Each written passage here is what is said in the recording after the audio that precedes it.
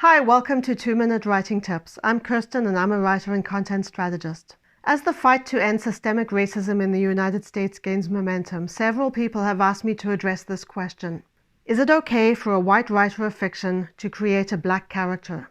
Before I dive in, I have to say this. My voice is not the one that matters. I want to do a longer video on this in collaboration with some black writers because this subject deserves proper attention, but with the right voices. For now, I will give my white person perspective for what it's worth.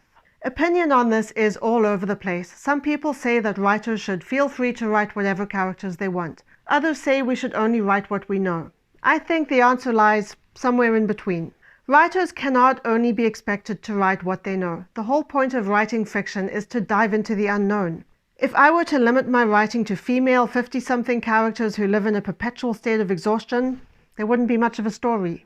On the other hand, we cannot just write whatever we like without regard for our audience. As writer Mo Black, himself a black writer, points out in an excellent article on the subject, when someone is reading our work, they are entrusting us with a piece of themselves. And if we as white writers portray a black character in a way that promotes racial stereotypes or ignores the challenges faced by black people, we could do some real damage. My opinion is that we can write black characters if we write them as fully fleshed out human beings, and we have to put in the effort to flesh out those characters properly. And although white writers should be able to write black characters, we absolutely should not be writing black stories, because that would be taking up real estate in the fiction world that needs to be occupied by a black writer. Someone like me writing about the collective experiences of black people would be wrong.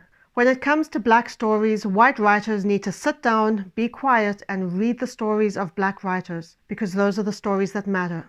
That's it for today. I'll see you tomorrow.